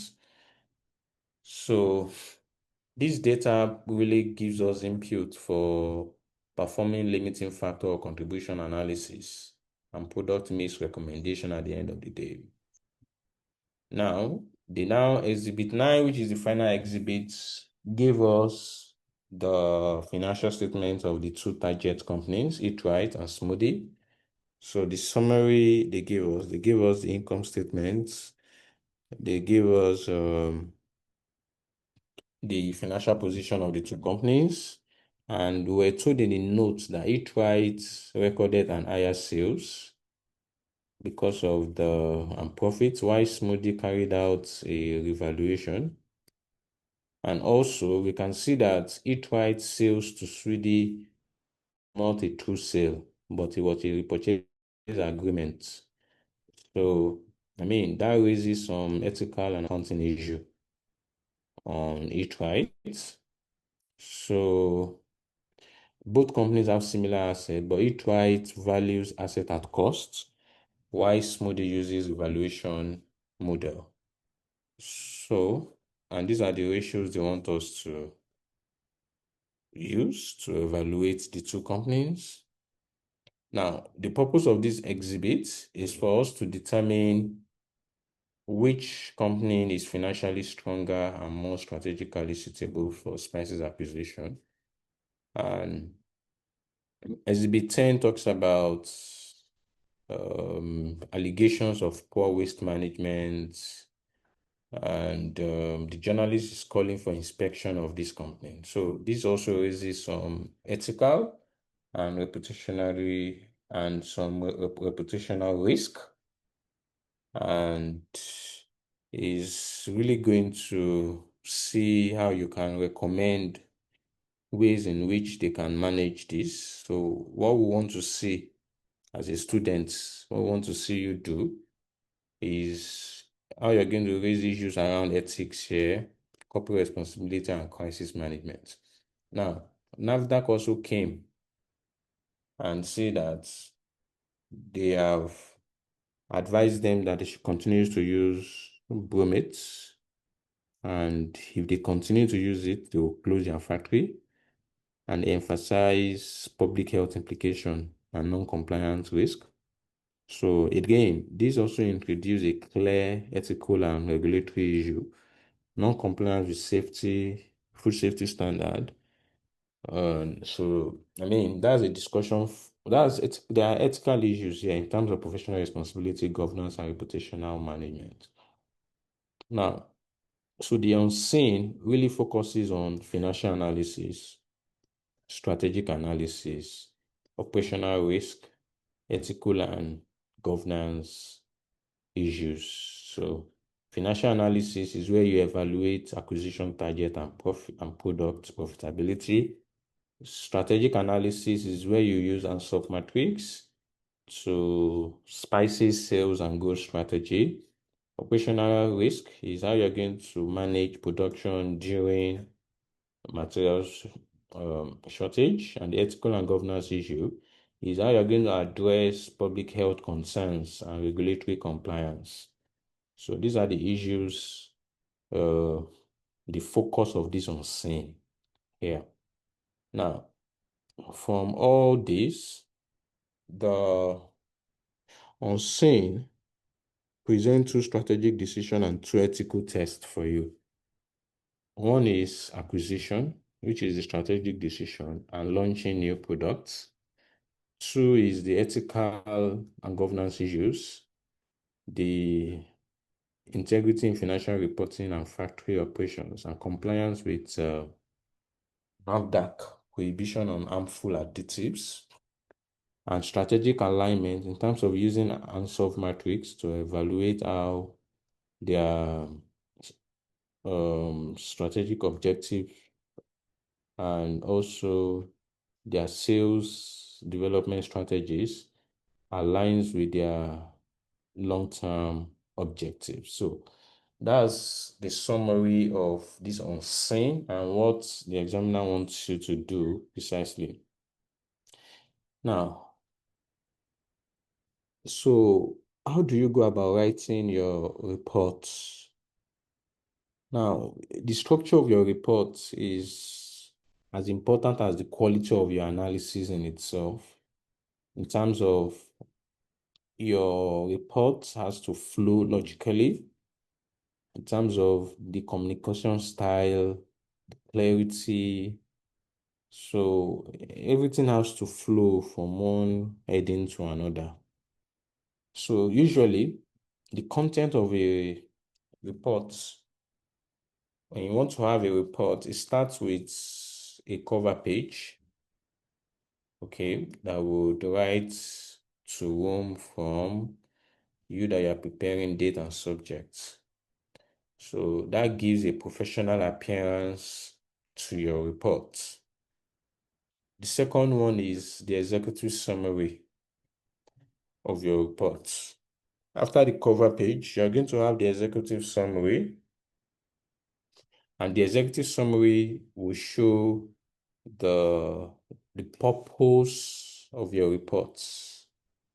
It will show the key analysis that you conducted. It will show the findings and principal recommendation. So our advice that you keep it to one page. What I can expect from you is clarity and brevity, okay, in your summary. So they want to just tell them the purpose, the key analysis, your findings and recommendation. And so don't do any analysis in executive summary. It's not in executive summary you analyze, no. It's just for you to you tell us the analysis you have done, then your findings and conclusions and recommendations. And in fact, you usually write this last. Your executive summary is written last. After finishing the main report, you write the executive summary last.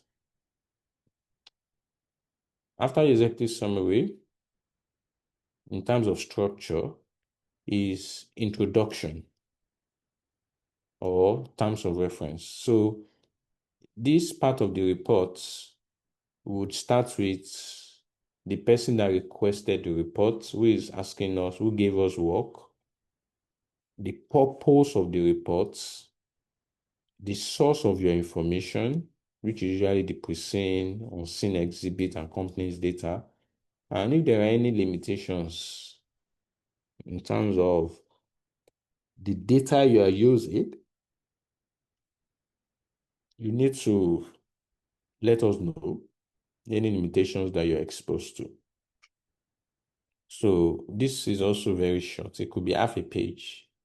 That's just for you to tell us, okay, we are writing this report at the request of this person, and this report is to evaluate the product's viability and strategic acquisition, and the data we are using is based on this and this, and this data, I mean, if there are any limitations you have observed, you put it. So that's just the introduction.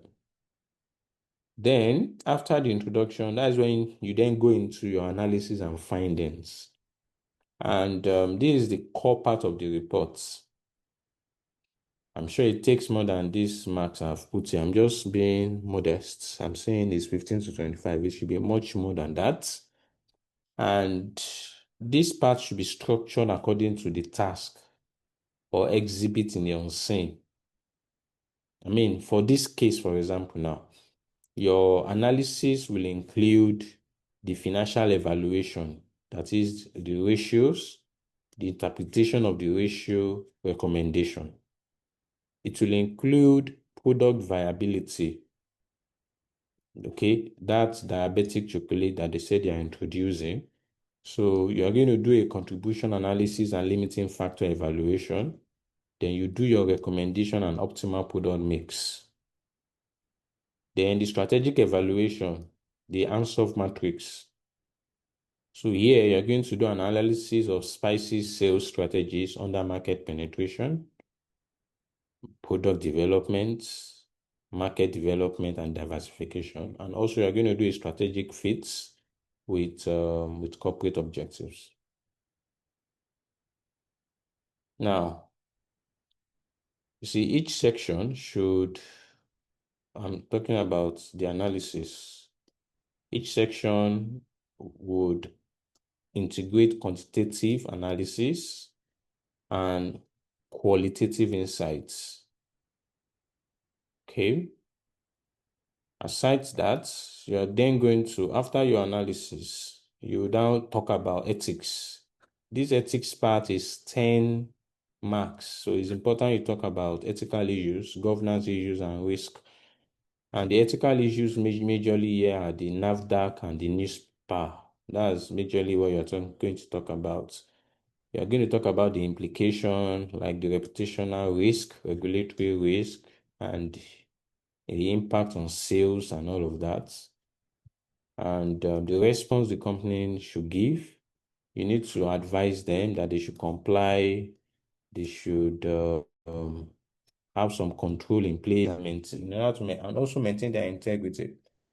So ICANN gives marks for ethics, it's 10 marks.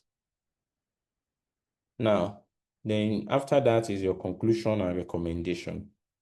And this is where you summarize all your conclusions. You recommend a course of action, and if there are any further actions or investigations that you would recommend, this is where you give it. And finally is appendices. And this is where you do your detailed calculations. If there are tables, charts, any assumptions, this is where you put it. So you are supposed to keep your report clean. You don't do calculations in your report. All your calculations should be pushed to appendices. You push your calculations to appendices. Now, so I did a summary of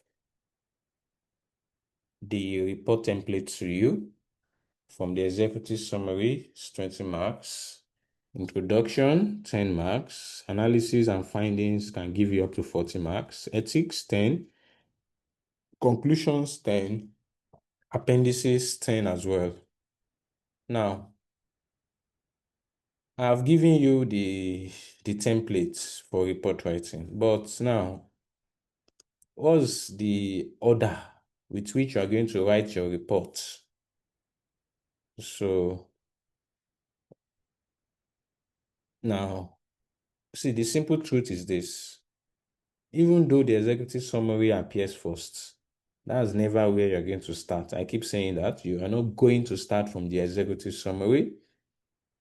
So let me break it down for you. See, when you're writing your reports, like I have done for you today, the first thing is to read and reread the email or task, especially that is bit 5, and you need to understand it very well. And like I've done, you need to list exactly what they want you to do. In fact, match the requirement to the section of the report. Okay, match it, the requirement to the section. Know where, like here now, most of the requirements will be done in the analysis and findings section for us. So it's important that your report directly answers what the examiner wants you to do. So they give you marks for relevance. Don't just write report for report's sake. You need to write report based on the requirements, based on the task they want you to do. That's step 1. That's the first thing you do in the exam. Understand the requirements. Know what you're supposed to do. Read it very well. Step 2, this is where you do your calculations. You do your calculations and your analysis first, and that's your appendices. The first thing you do is for you to compute all your ratios. In this case, for each right and smoothie, you work out that contribution per limiting factor for the new products. And also you prepare your Ansoff matrix classification for the growth strategies, for the strategic objectives matching with sales development strategies. You do that in your appendix. So, even though in the structure I gave you analysis and findings, recommendations, they all come before appendices, but it's not possible to do analysis and finding recommendation until you have done your numerical and strategic thinking. So these calculations is the foundation of your entire report. So in the exam, you do it first. That's where you start from. Now, when you're done with your calculations, the next thing you do is not for you to jump to introduction and be writing whatnot. The next thing is to go to do your analysis and findings. That's the next thing you do. That's when you analyze, you interpret, you recommend on each of the areas of the requirements. And this question, there are 3 major areas: acquisition evaluation, product viability, strategic and soft analysis. So it will include summarized calculation, interpretation, and implications. Now, the analysis and finding is the engine room. Everything else flows from here, because this analysis and section findings actually speak to the requirement of the question. Everything else, we are going to be referring to that. Now, after you are done with your analysis and findings, the next is for you to then do your conclusions and recommendation. You do your conclusion and recommendation. So that is when you tell us which company they should acquire, whether they should produce the new product, and also which strategic or ethical action they are supposed to take. After your conclusion and recommendation, that is when you write your introduction. And this is where you talk about who asked you to write the report, the data you used, what you're supposed to do, and all of that. If there are any limitations mentioned, you usually write the appendices, the executive summary last. You write it last. And that's how you're going to present your paper to the examiner. Just that your headings has to be well labeled. It's just for you to label everything. But that's the practical way. That's how you're going to do it. Now, I'm going to stop here for today, apparently. It's already 11. I've done the report already, but you will see that I started with appendices. I've done all my workings. All my workings are here. everything. I did my workings, all the ratios I computed. I did the contribution per limiting factor. Already done all that for you. This solution, you can't find it anywhere except this one that I've done for you. I've done the Ansoff classification. I did that classification. I summarized it, related it to the report and all of that. Then after the appendices, you see that I moved to analysis and findings, where I analyzed each component, the acquisition, I analyzed the profitability ratios, margin, asset utilization, everything well broken down. I even considered the risk and my overall findings and recommendation. Then I moved to the second requirement, which is product viability. Then I also analyzed that as well. I interpreted my findings and all of that. Everything the examiner could think of, everything is here. And finally is the Ansoff evaluation. So I use the model to examine their strategic objectives, right? And also their sales strategies. Then I interpreted it and all of that. So then I moved to the second part. After analysis, I moved to the ethics part. That was where I talked about NAFDAC and that newspaper report and all of that, and other issues and the actions they're supposed to take. So I actually advised them what they're supposed to do here. Then finally, I went to recommendation and conclusion. Then I was recommending based on, based on acquisition, and all of that, the products viability, what they should do, the Ansoff. So I was making recommendation and applying serious judgment because I'm not just writing what they gave me in the question. And I did an overall conclusion. It was only then I then came to introduction, right? Because I can then easily write my introduction now. Then finally is my executive summary. I wrote it last. Then that's the end of this this one. So I can decide to even write the report in the professional templates, but that would not help you because it would be as if you are cramming. When they'll bring another report, it becomes a problem for you, which is why I have written it the way you're expected to write it in the exam. It cannot be in that report format.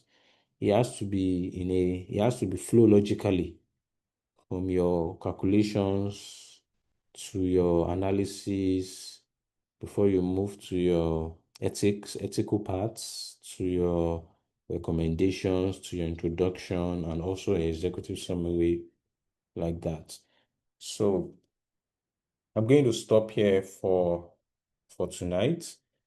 And so I would update you on the next class. So our next class, we are going to explain these reports to you. We have done the major work, which is reading all of it, summarizing all of that, and doing what we have to do.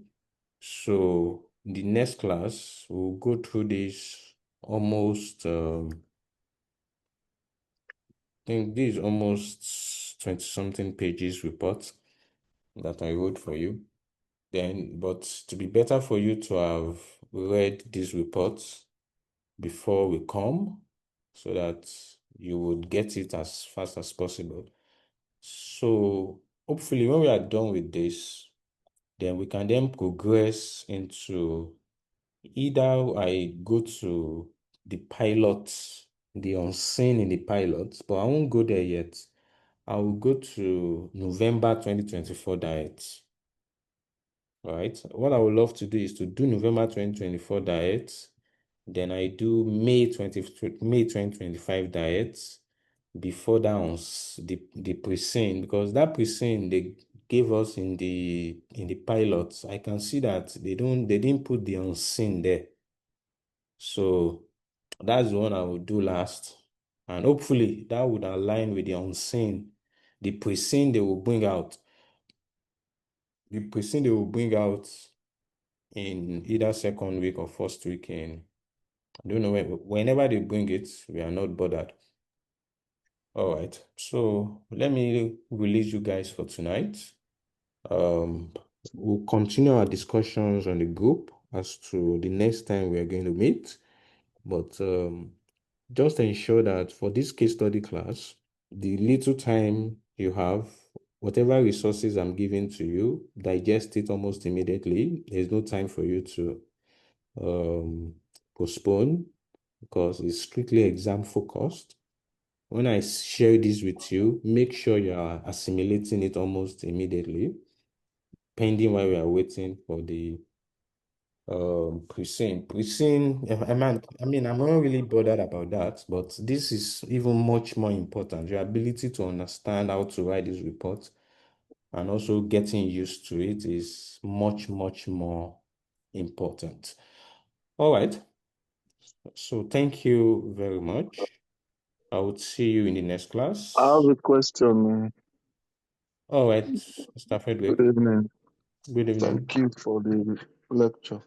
Also, You're welcome. quick one. So I want to know, are you going to teach us about the models and how to use them, such as Ansolve, BCG, and Co? Because it's been long we did this thing in, what was it called, in skills. Some of us don't even remember what BCG and Co mean, Yes, Pestel we and Co, will. and how to use them. Yes, we will. So at least this one now, the examiner wanted us to use Ansoff. So we'll use this one Okay. to learn Ansoff, and we are learning it practically, applying it directly to questions. So when we do another diet, we have the opportunity to also address other models as well. So ultimately, you will have learned models that can address industry, external environments, internal value chain analysis, and even competitor analysis as well. So we would have looked at all the relevant models that needs to be known, Porter's Five Force, Pestel, and all of that would be addressed before. We would look at everything that needs to be known, especially the models, revise everything for you again. Okay. This Hello, material, are you sir. dropping it on the chat? Yeah, I This would. material. Yes, you'll get it. Okay. Thank you. Hello, sir. Good evening, sir. Yeah, Hello. Antonio. Yeah, Yeah, okay, Antonio, I'm sir. with you. First of all, thank you for this lecture. Yeah, thank you very much for this lecture. It hasn't been easy, and so I really appreciate the effort you put into this. But I'm just trying. It's still about the model issues, which I'm still trying to emphasize on. Some time Okay. ago, you said you're going to kind of list most of the models we should look into based on the that we might use for the exam. So I don't know if you do us this favor, but in as much as even up to 10, 15, so I don't mind if you can list them, or even if it's 5 majors or 7, so that at least we can always, go through it over and over and over. That way also help, because Okay. the lecture we got from Mr. Ali is a comprehensive one, all inclusive, based on for his own throughout his own lecture. There are so many things he taught, both models and other things. But I see that the case study itself is narrowed to certain kind of models. So I don't know if you can help out to Yes, I listing these already did models. that. That's the beauty of these notes in front of you. Just that you have not looked at it. They're already here. Is in this material. Okay, sir. It's the first set of material that I shared with you. I summarized those models. Those important ones are there. That Yes, 52 it's page note. true. Yeah. So, but Yeah, especially that note that I gave you now, this material, before we finish, it will have grown to 300 pages. You'll see now this material is already at 100 page. By the time I solve 2 or 3 or 4 more percent with you, it's already 300 pages material. So that's how you'll be getting it piecemeal. And as you're getting it, you should be digesting it, right? So please just try and go through it. And I would also, we are still going to go through all of those key models. I won't just be teaching irrelevant things. This is exam focused analysis. All right. So I saw this question. This one, we're going to use this one to learn and solve. There's another one that we're going to use to learn like 2 or 3 models in a diet. So we'll have touched the key areas. When you get to the exam, you won't be seeing what we have not talked about. No, you would not. So it will be within what we have covered and that. So, and I mean, what me I'm thinking about right now, because there was a week we missed out a class. So that's 7 weeks intensive. We are lacking one class, which we need to make up. So you might see my message to you and say, okay, guys, we're going to be doing a class, probably maybe, I don't know. I will just let you know. Just ensure that whatever it takes, you're present. You're not missing any of these classes. Well, if you miss, the video is there, but I think it's just good for you that you're live in a class so that even if you are watching the videos, it's going to be easy for you to go through. All right, so I think we should go and sleep for now. So I'll see you guys on the group. I'll communicate to you our plans. Thank you very much. I have a question.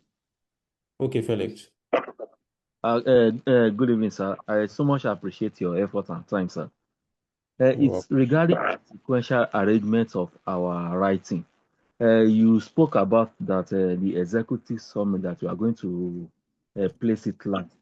So the executive summary in concern, is it going to form our cover page or front page, or are we going to leave a special page to serve as a title page during the course of our exam? So I'm still going to talk about that, Okay, but sir. the way it is marked, you should follow the order I'm giving it to you. You don't have to leave a special page Okay. for executive summary, because the danger of that is if that space is not now enough, it becomes challenging for you. So, and the way they mark ICANN exam is not like one man is sitting somewhere and marking everything. They would tear your papers into pieces. So it's labeling that matters. You label, if you are doing analysis and findings, let it start from a new sheet. Label it, analysis and findings. Do all your analysis and findings. Wherever we do it, they will look for it. This is analysis and findings. Anywhere you do executive summary, start it from a new sheet, executive summary, clear label it properly. So they know that you cannot possibly be leaving spaces here and there. Follow the order. If you want the exam to be easy for you, and write it the right way. Don't follow. You cannot possibly do that order of the normal report writing. It's not possible for you. Your appendices has to come first, for example. In real life, in report you are submitting to your clients, appendices comes last. But it is not Microsoft Word. You are writing, so there's no possible way that your appendices is going to come last. It will come first, because that's the logical flow that the examiner is talking about. Okay, so we're going to emphasize this more as we proceed. And let's see how we're going to come out at the end of the day. So I'm going to address the major part of your concerns. By the second and third class, we're going to have, you have 2 more classes. I'm sure your confidence level should have gone up. So yeah.